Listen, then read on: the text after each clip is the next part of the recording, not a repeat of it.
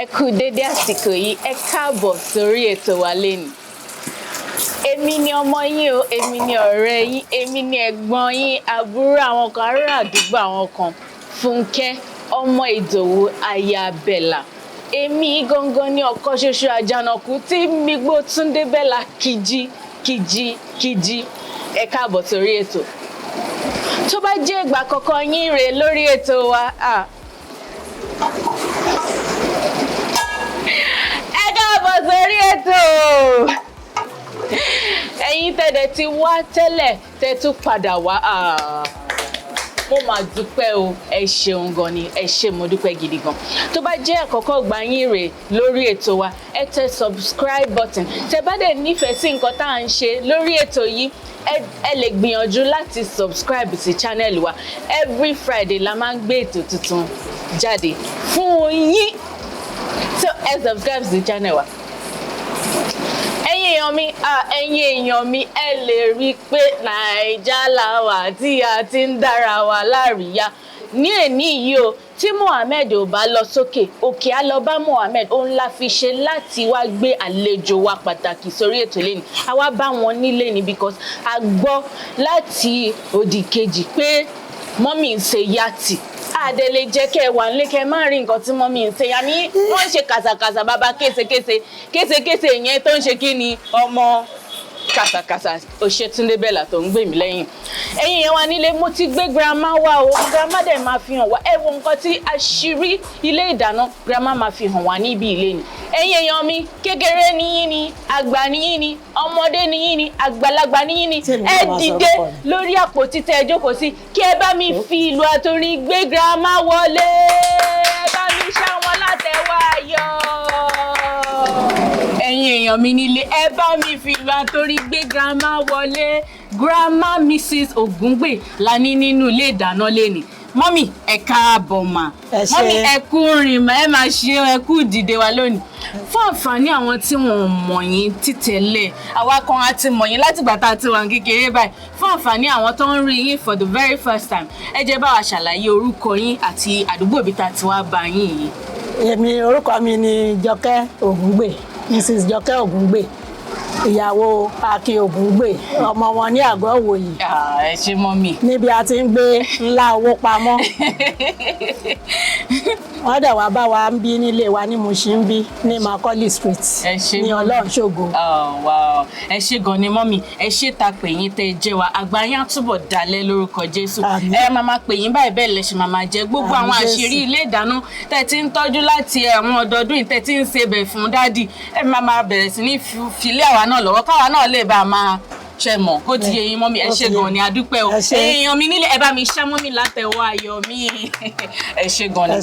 So mọ́mì lẹ́yìn táwa bá yín nínú ilé ìdáná yín o, ìtaláwọ̀ ẹ̀yin èèyàn wa bẹ́ẹ̀ ṣe rí ibi tá ti máa gbatẹ́gùn àlàáfíà sára wa tí ọbẹ̀ wa tí ò dẹ̀ ní disturb èèyàn kankan nínú ilé, òun la gbé sí. Mọ́mì ẹ jẹ́ bá wa ṣàlàyé fún àwọn ìlòjò wa nílé kí gangan lẹ máa sè fún wa lénìí.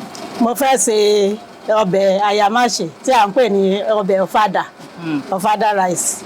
Àádẹ́ tó ṣe ráìsì ẹ̀ náà pẹ̀lú ẹ̀. Ẹ̀yin èèyàn mi nílé, kí wọ́n ń ṣe eré o, kì í dẹ̀ ń ṣe àwàdà rárá. Tí mo gbéra láti wá bá mọ́mì nílé because èmi ti gbọ́ ìròyìn, wọ́n fi tó mi létí pé ó jẹ Ayamase mọ́mì, ò tí ì jẹ Ayamase nígbèsí ayé ẹ̀. Tí wọ́n bá dé fẹ́ lè ṣe Ayamase tí ó máa jẹ́ kẹ́mi ẹ̀ àti tàwọn ọmọ ẹ̀ àti tọkọ ẹ̀ kó gùn gidi, jókòó síbi tó wà yẹn fá àpótí tó bá jẹ́ ní ló fẹ́ tẹ́ sílẹ̀ ní bá mi tẹ́ ẹ ní tó tóbi tó máa gbà wá àtàwọn ọmọ ẹ̀ pará àdúgbò pé gbogbo èèyàn tó bá wà láyìíkẹ́ because mọ́mì máa ṣe àlàyé ṣíṣe ọbẹ̀ Ayamase tí mọ́mì ti ń ṣe láti 19 gbọ̀gbọ̀rọ̀. Ẹ̀yin èèyàn mi nílé, ẹ máa bá wa ká lọ. Mọ́mì máa ṣe àlàyé gbogbo àwọn èròjà tí a máa lò fún ọbẹ̀ Ayamase yìí ní ìsìn. Okay, mọ́mì wa ẹ jọ̀ọ́ ẹ bá wa fi àwọn èròjà tá a nílò láti ṣe ọbẹ̀ Ayamase tí ẹ máa ṣe fún wa lé. Ẹ jọ̀ọ́ bá wa ṣàlàyé àwọn èròjà yẹn fáwọn ọ̀nà wa nílé fún. A máa ní ìsebẹ̀ tá à ń pè ní iyọ̀. A máa ní ginger, garlic, maggi láti fi bọ ẹran wa. A máa ní àlùbọ́sà. Àlùbọ́sà díẹ̀ ká gé. A lè gé bó bá ṣe wù wá bí. Bó ṣe wù wá la ṣe lè gé. A máa ní epo.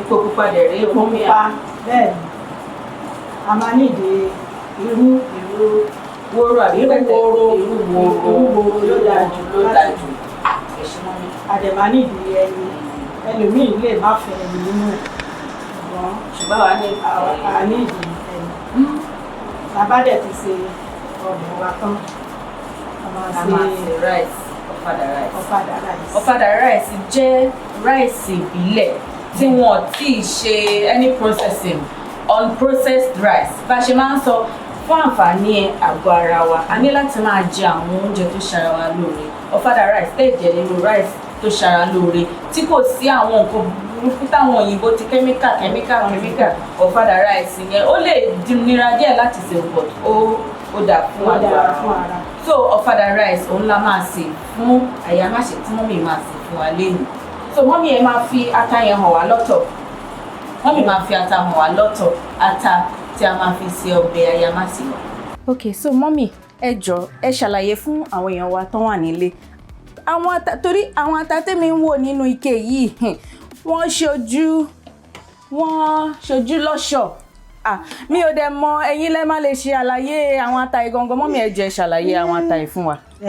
ata máa fi ń ṣe àyàmáṣe ọbẹ̀ ọ̀fadà. ok ti Ìjẹ̀bú gangan. ni mo fẹ́ ṣàlàyé fún yín. so ṣé atarodo ni àwọn ata yìí àbí. àwọn ata yìí but oríṣi méjì ni. ok ó ti yé mi. atarodo yìí oríṣi méjì ni. ìkan wà tó máa ń ta gan.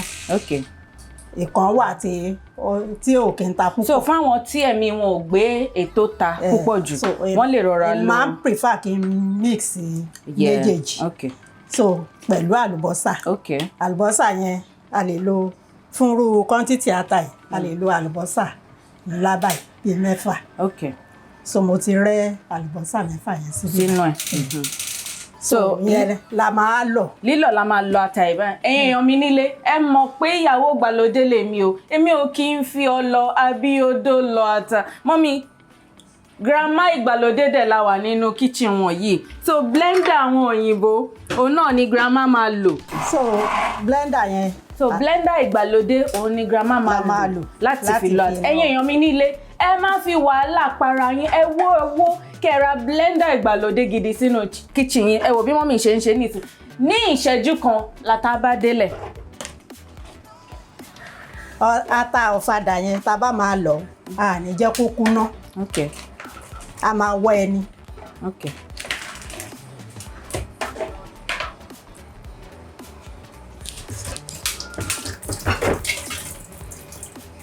omi tá a dẹ̀ máa bù sí kò ní pọ̀ jù bẹ́ẹ̀. torí àfẹ́ kó di pàdé mi ní ìgúnpá ó ti yé mi. bàbá ti ṣe bẹ́ẹ̀. ẹ̀yin èèyàn wa nílé ẹ máa bá mọ́mì fojú bá àsè yìí lọ o nítorí pé ẹ máa fẹ́ ṣerú eléyìí fún àwọn ọkọ yín àbí fún àwọn boyfriend yín àbí àwọn ẹ̀gbọ́n yín àbí àwọn àbúrò yín ṣé ẹ máa fojú bá wa ká lọ.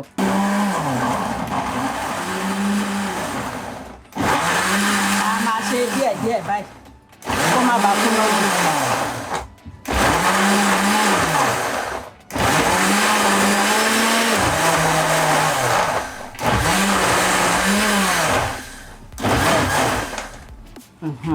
so báyẹn ni mọ́mì ṣe máa lọ gbogbo ata yìí. bá ṣe máa lọ gbogbo ata yìí. kò ní kúnná jù. bẹ́ẹ̀ni kò ní kúnná jù ó ti yé mi. so ẹ̀yin èèyàn mi nílé ẹ ti rí bí mọ́mì ṣe lọ ata yẹn báyìí nísìnyí mọ́mì ẹ jọ̀ọ́ fún àǹfààní àwa tí a bá ní àrọ́wọ́tó àwọn ata Ìjẹ̀bú yìí ṣé bí a lè lo green bell pepper náà àbí just normal ata tá à ń rí ní àdúgbò wa lọ òun náà máa ṣe the same thing kókó lè dàbí ní ṣùgbọ́n ẹ lè rí àwọn kéékèèké yìí náà ẹ wá fi kún èèyàn àfikún. so bí ọ̀rọ̀ ata ṣe jẹ́ nìyẹn o ẹ máa bá wa ká lọ bá a ṣe ń ṣe ìyókù ọbẹ̀ yìí. ẹ̀yin èèyàn mi nílé ẹ ṣé ẹ kú àdúró tì wá látìgbà tá a ti bẹ̀rẹ̀ ètò pẹ̀lú mọ́mì wa Mrs. Ogungbe tàwa bá ní Mùṣín ní Èkó. mọ́mì máa ṣe ọbẹ̀ àyàmáṣe fún wa ní ìsìn mọ́mì ẹ jọ̀ọ́ kí ni nǹkan tá a máa kọ́kọ́ ṣe gangan láti ṣe ọbẹ̀ àyàmáṣe yìí. tá a bá fẹ́ ṣe àyàmáṣe yìí àti kọ́ bọ ẹran àti season ẹran wa àbọ̀ gbogbo ẹ̀ lẹ́ran oríṣiríṣi. tàtí nínú pot tá a bá dẹ̀ ti bọ̀ yẹn tán àá dín ẹran yẹn. tá a bá ti dín ẹran àwa mú epo pupa tá a ti pèsè sílẹ̀ àá gbá á gbá dáadáa. Sódà kò ní máa láyàn ní ẹnu bẹ́ẹ̀ ni epo pupa yẹn la ti gbá síbí tá bá dẹ̀ ti gbá yẹn tán àwa bẹ̀rẹ̀ sísè. Ẹ̀yin èèyàn mi nílé bí mọ́mì ṣe sọ gbígbá là ń láti gbá epo pupa yẹn tó bá jẹ́ pé ẹ̀ ń láti gbé kòkò kan síta kátẹ́gùn gidi bá lè fẹ́ sí ẹ gbé kòkò yín síta ọgbọ́n yẹn làwa dá níbí ilé ni. Ẹ̀yin tẹ́ bá dẹ̀ wà ní òkè òkun tẹ́ fẹ́ ṣe tiyín náà ẹ ṣí gbogbo wíńdò kẹ́ ṣí gbogbo ilẹ̀kùn ẹ má jẹ́ kí fire alarm bẹ̀rẹ̀ sí ní dún wá o níṣẹ́ ni kẹ́ ẹ gbé síta kẹ́ ẹ ṣílẹ̀kùn kẹ́ ẹ ṣí wíńdò. Ok mọ́mì ní ìsìn kí la máa wá ṣe next. tá a bá epo yẹn ti gbá tán sìn àwa da àlùbọ́sà sí àlùbọ́sà tá a ti rẹ́ kó lè máa ta sánsán. In fact bí ọkọ mi ṣe máa ń sọ láti fún wọn ní awareness àwọn ará àdúgbò kan lè mọ̀ pé nǹkan kan ṣẹ̀ṣẹ̀ fẹ́ ṣẹlẹ̀ ní. lẹ́yìn yẹn a tún wá da irú.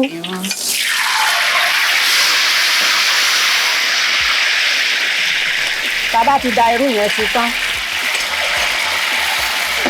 ok ní ìsìn mọ́mì tá a ti dín àlùbọ́sà àti irú yẹn a máa wá. àwa mú ata wa tá a ti lọ̀ ata dúdú wa tá a ti lọ̀. ata wa tá a fi hàn yín lẹ́ẹ̀kan lóore o. àwa dà sórí iná. ata yẹn ata àjẹ̀bú wà nú ẹ̀ ata rodo wà nú àbí mọ́mì àlùbọ́sà gbogbo ẹ̀ ló kóríṣiríṣi sínú ẹ̀. gbogbo ẹ̀ ló ti wà nú ẹ̀. lẹ́yìn tá a bá ti da ata sí àwa bẹ̀rẹ̀ sí ní èrò. mọ́mì títí ó máa fi ọbẹ̀ yìí ó fani mọ́rọ̀ tí ó fani mọ́ra gan ni.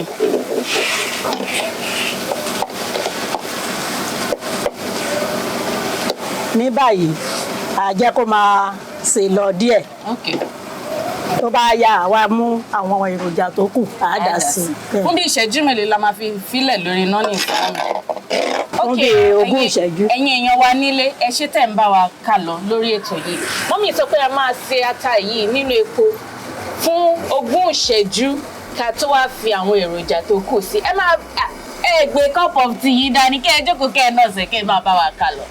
ẹ̀yin èèyàn wa nílé ó ti pé bí 20 ìṣẹ́jú tí a ti gbé ọbẹ̀ yìí lérí iná ó dẹ̀ ti dín dáadáa ẹ fẹ́ bá wojú ẹ máa rí i pé mọ́mì ó ti ń sọ kúkú wọ̀wọ̀. mọ́mì kí la máa fi sọ́bẹ̀ yìí kí la máa fi sí ní ìsìn. ní báyìí á da ẹran sí. tá a bá da ẹran wa sí. ẹran tá a ti bọ̀ tá a ti dín ẹwẹ ẹran ń gan ó ń ṣe ló dàbẹ̀ ń pé kí nǹkan máa kó jẹ o bó ṣe fani mọ́rọ̀ sí.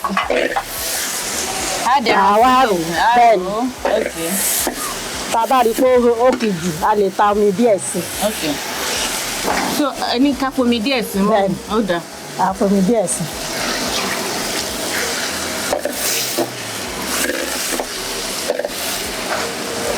a jẹ́ kí kátà yẹn lè gbéná wọnú ẹran bẹ́ẹ̀. ẹ̀yin èèyàn wa nílé mo lérò pé ẹ̀ ń fi ẹ̀mí àti ọkàn bá ọbẹ̀ Ayamase yìí lọ ó ti ń jọun gan ni o in fact mọ́mì mi ò lè wait láti jẹ ọbẹ̀ yìí. Ofada rice la máa fi jẹ bá ṣe sọ fún yín lẹ́ẹ̀kan.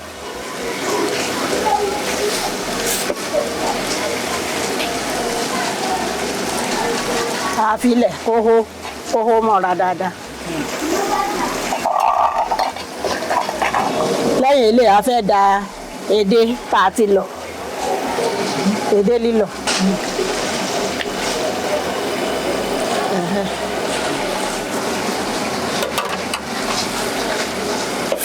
edé yẹn á fún ní flavour.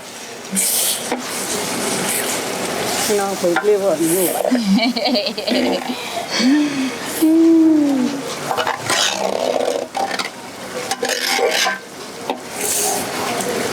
mọ́mì ẹ ṣé tẹ́ fi àwọn àṣírí ilé ìdáná tẹ́ fi mú inú dádì dùn láti ọgbọ̀n ọdún tẹ́ ti wà lọ́dọ̀ ẹ jọ̀ọ́ fún àǹfààní àwọn tó ń wò wá láti ilé ẹ jọ̀ọ́ ẹ sọ àṣírí kan àbí méjì míì tẹ́ lè fún irú àwa ìyàwó ìgbàlódé ìyàwó tuntun ká lè fi lọlé ọkọ ká lè fi gbé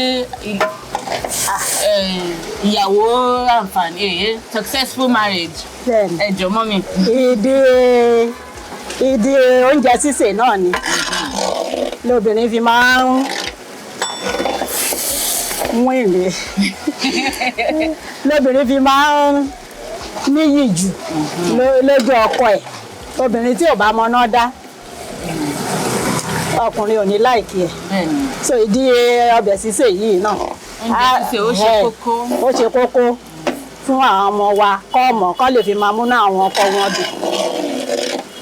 ẹ ti gbọ́ bí wọ́n mi ṣe sọ láti ilé ẹ̀yin èèyàn mi nílé tí ẹ bá mọ oúnjẹ sè tí ẹ mọ irú ọbẹ̀ Ayamase yìí sè ẹ nídìí láti máa ọ̀dà ẹ̀ ń gbogbo ìgbà lẹ́ẹ̀kọ̀ọ̀kan ẹ lè sè fúnra ara yín nílé process láti sè kó lé ju kó pọ̀ jù mọ́mì ti sọ fún wa ní ìsìn pé láti máa sè oúnjẹ tó dára lásìkò ó múnú ọkọ dùn ẹ̀yin ọkọ náà ẹ̀yin náà lè máa sè lẹ́ẹ̀kọ̀ọ̀kan àbínú sí o ṣùgbọ́n àwọn obìnrin ètò bá lè kọ́ láti improve skills wa mọ́mì ti advice wa pé ká múra sí oúnjẹ sísè ẹ ṣé gan ni mọ́mì àgbàyàn tún padà lẹ́yìn. ní báyìí a ti tọ̀wò a dẹ̀ rí i pé ó sì máa ní ìdí èròjà díẹ̀ sí bíi iyọ̀ bíi magí so a tún fi sí díẹ̀.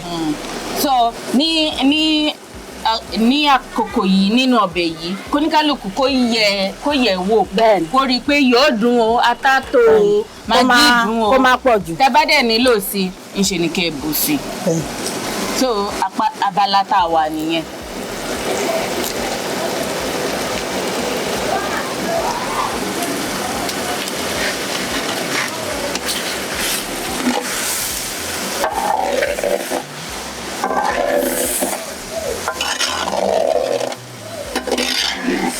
ìdí tí mi ṣe fẹ́ lo àwọn tàtàṣé yẹn lẹ́ẹ̀kan náà ọbẹ̀ náà ó máa ń fẹ́ kí tàtàṣé dẹ̀ tún rèé ó máa ń mú ọbẹ̀ tún kí jù so kò ní dáa kó tún lọ kí jù ìwọ náà lè taste.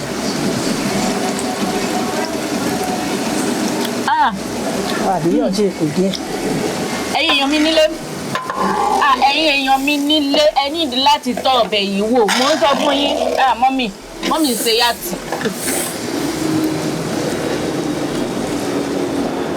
ẹ̀yin èèyàn wa nílé ṣe rí i pé àti ṣe ọbẹ̀ Ayamase kò ní wàhálà kò ní nira o kò ní wàhálà kò ní nira ní ìṣẹ́jú kan báyìí mọ́mì ti sáré ṣe tán. abala tó kẹ́yìn nínú ọbẹ̀ yìí ó ń láwa yìí yàbí mọ́mì. bẹ́ẹ̀ni. a dẹ̀ máa ṣe kí ni o a máa kó ẹyin sínú Ayamase wa bí mọ́mì ṣe sọ lọ́bẹ̀ bá dẹ̀ jiná mọ́mì ń rè. ẹ ṣe. ṣé ẹni tó bá dẹ̀ wù ó lè fẹ̀yìn sí ó lè má fẹ̀yìn sí ó kàn wà wá láti kó ẹyin sí láti fún ní icing on top of the cake èmi mo bá ṣe máa sọ yẹn ní Yorùbá ṣá. kó lè jọjú ní gbèsè. kó lè jọjú ní gbèsè ẹ ṣeun mọ́mì that's it. ẹ̀yin èèyàn wa nílé ẹ wo ojú Ayamase yìí a máa bu sẹ́wọ̀n ní ìsẹ́ a máa bu ọ̀fadà rice sẹ́gbẹ̀ẹ́ a máa jẹ́ kẹrin.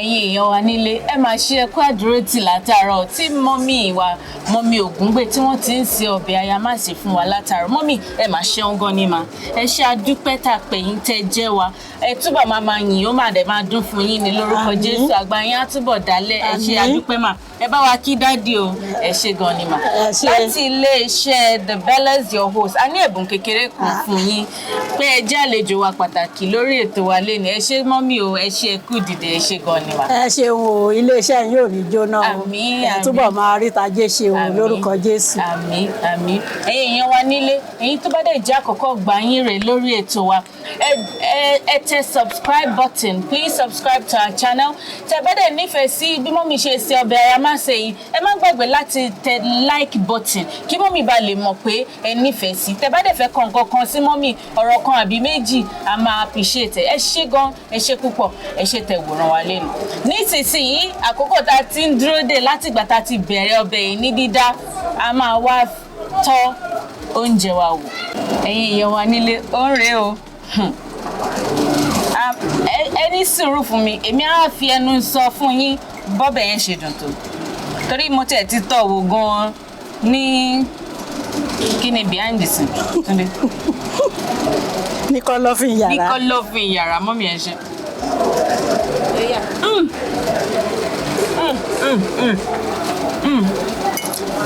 kò nílò ọ̀rọ̀ púpọ̀ ẹ̀yin èèyàn wa ẹ ṣé tẹ́ darapọ̀ mọ́ wa lórí ètò lẹ́nu a máa rí yín bá ó dìgbà kan náà ó dàbọ̀.